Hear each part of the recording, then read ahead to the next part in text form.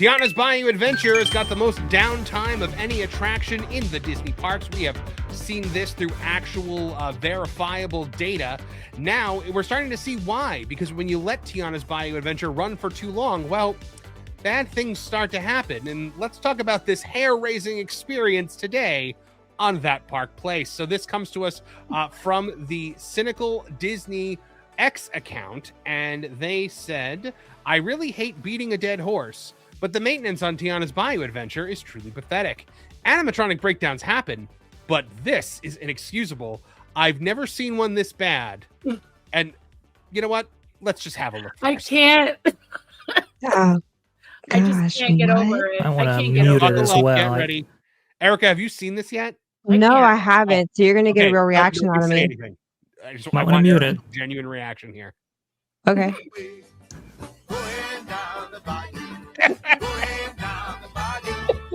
Oh my god. Let's see that again. Is this real? Going Is my down question. to Bayou. Man, they sure can play. Oh my goodness. Look at that.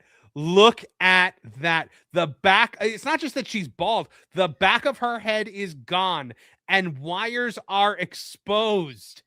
Where is the team taking care of this like ASAP? I want to know where the back of her head went. It's in the water. It went in the water. Yeah, it's in the water. It's going down the wannabe Bayou. Jeff Elms in the chat. She lost her weave. Oh, she went on Velocicoaster and lost Right. the wig. we have Right. to be nice. That was a good one, Chef. She got in a fight and the other woman won. Oh, That's really South. That's really dirty South stuff. We don't talk about that on here. Well, this is Walt Disney World, it looks like. And yes, Marvin, as you brought up, this has been impacted by tremendous downtime. But it really just shows how a combination of the lack of maintenance and lack of initial investment really gets you to this point right here. You know, that Wall Street Journal article was so profound because it actually said that the last 4 years worth of Imagineering attractions and expansions, additions and so forth, 93% of those came under budget. Could you imagine what this ride would have been like if they had provided a little bit of a budget? Frankly, it seems underbuilt. This might be a reflection of that philosophy. I know this is a little bit out of. Wait, hold on. The super chat that just came in. They said, "Oh my God, it's Cynthia Erivo." I'm so sorry that I had to do it. I saw that and I had to say it. We gonna get Wild and Crazy Bear for $5 says, "Oh my God, it's Cynthia Erivo," and now I can't unsee I'm it. done. Yeah, no, you definitely can see it. They put a demon in this attraction. It's funny because the way she's like doing this thing with her head, head and I'm like, jerky God, thing, need yeah. holy Look, water thrown on her. So if If you're we're- here to find me, look to the western Dude, sky. all you have to do to get away from copyright is put some Metallica behind this. Oh yeah. And then you're good. Well, yeah. I've seen somebody, overlay some music on top of this culture. It's very funny. One of them is a drowning pool. Let the bodies hit the floor, and then it breaks down and it starts to head and stuff like that. Oh my God. Golly. Oh my God! I mean, this is it's so much worse than Go ahead. Tiana. Look at Nick Naveen's looking right at it. Yeah, he can't believe it. Hey, What? ladies and gentlemen, another necessary downgrade. In fact, I believe that's where the coining of this Yep. term came from. Is this attraction? Yeah, from The way she's moving, it looks like can't. Mace Windu when he was getting shocked by the Force lightning. oh, I can't. yeah, that's Well, no at good. least, at least she didn't fall off out the window and off the building. Yeah. Give him time. Give him time. This ride. We've been to some of these European theme parks and we make fun of how they tend to mock Disney and their animatronics and they're not like the best quality animatronics and attractions compared to Disney. But then you see this and you're like, wait a second.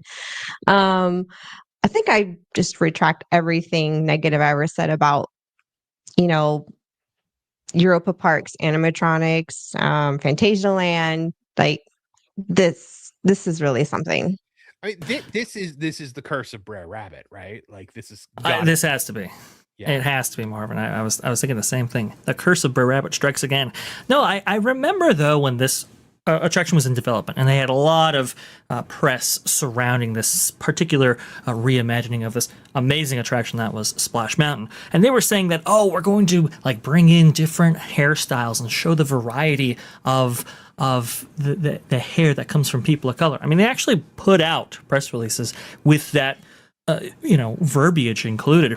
I was very, very surprised by this. And we have seen now not one, but two of these kinds of incidents happening. Obviously, the one you're seeing on screen right there, but we saw just a couple of weeks ago, actually, Tiana's hair separate from that audio animatronic earlier in the attraction, and somebody got that on video as well. These audio animatronics have been plagued with issues, and for a $140 million attraction, you would think that these kinds of things could be avoided. But when people see this, it just basically becomes the story. It becomes what people focus on, and all the other rich theming and so forth that these Imagineers have tried to include before.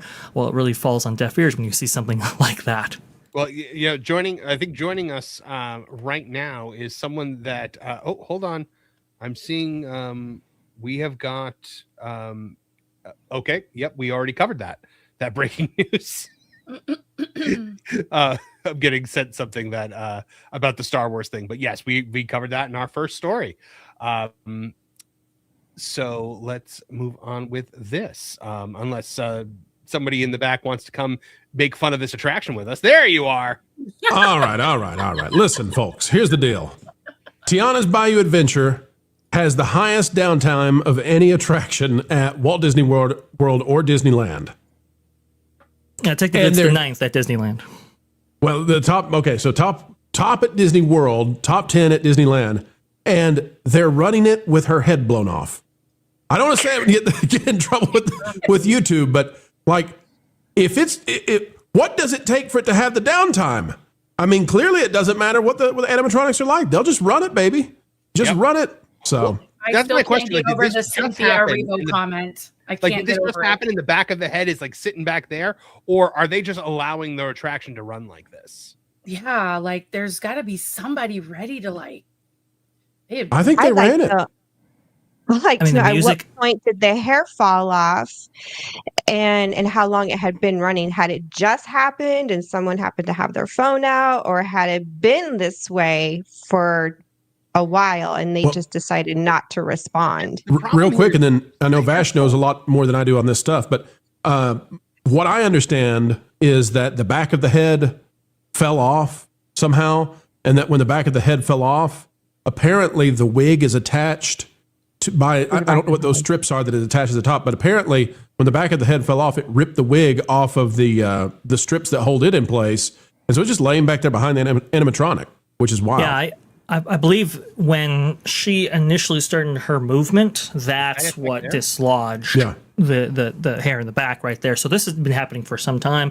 The music is still playing and the other animatronics are functional. That means that they had not shut this attraction down and cleared it out and obviously make corrections and open up. So this has been happening for a little while now. You should have cameras in this area. You should actually know that this is happening or have been informed. Unfortunately, well, it's now out there as a clip on TikTok and now it's gone viral. I mean, these are the things you try to avoid and why this attraction has probably seen the downtime that it has. It's not, but it's not just that the back of the head fell off. It's not just that. It is also the fact that the back of the head fell off and the movement is spastic because something misfired that has nothing to do with the back of the head falling off, probably. Yeah, Culture, you're the expert on these things. What do you think happened here? It's crazy. I think they invested money in things that they didn't think about very deeply, and instead of utilizing the same systems that were in place that kept all of this stuff operating or similar things operating for decades, they went with brand new electric shiny things that were going to have issues with water. I think that someone posted in the comments that Naveen was frozen as well. So maybe the whole malfunction in that little zone. Yeah, but he's not though. Look, he's moving. Oh, I see. He's moving, yeah. So she's the only animatronic that's like spazzing out. Right. Yeah. Yeah, something technical. Talk about killing the magic. Could you imagine? these aren't plug and play. That for the first time. Yeah, these aren't plug and play items, kids. This is not they tried to make them that way, and I think that's largely part of the larger problem at Disney is they're like, well, we need to be able to replace, repair, and wheel these things off stage so we can do whatever we need to do to them, and with that comes a level of compromise that creates opportunities like this for not only failure but for misadventure. And my guess is it's completely out of balance, and again, everything about the way these controllers work is about a stop and a start point, which is why when you see an animatronic misbehaving, it likely somewhere along the way got out of a position that it would normally identify as good and classify as good to keep operating, and eventually gets to a point where it says, okay, we're not going to let you tear yourself apart. You're out of that good range for this particular motion, and you just stop it. So, I mean, everything has a quote unquote starting point, and oftentimes they're just programmed to return to that. The fact that none of that kicked in tells me that this thing was definitely not getting the right control systems to the right places consistently. I want to go through some of the comments here because you see Ivan here, who's a friend of ours from the West Coast. He's Brer Rabbit throwing up leaves. Is this real or AI? Unfortunately, it's real. It's a shame we have to ask. Where did the hair go? It's on the floor. Because Disney fired their maintenance crew in favor of paying more to their shareholders and Bob Iger. More prophetic by the day. They put the Lester's Possum Park thing. Yes. It's 100% Lester's Possum Park. Yes. I've been saying since the attraction opened. Yeah. With the lack of maintenance, I mean, it really kind of undergirds this bigger problem at Imagineering, or I should say Disney, which is not only are they getting rid of maintenance, but they're having these big attractions really be anchored by one or two really impressive figures. What happens when those figures go down, or what happens when those figures actually, something happens to them, like in this case? Remember, Splash Mountain at Disneyland used to have over 100 animatronics. If one malfunctioned, no problem. But here, they're so dedicated on these very complicated figures that when they do go down, and of course with that reduced maintenance, you have issues like this pop up. Folks, all we can say in conclusion on this one is that sometimes a ride down the bayou can be a hair-raising experience. Thanks for watching That Park Plays News. For more information, consider checking out www.thatparkplace.com. And don't forget to subscribe, share, like, and send this out on your favorite social media accounts.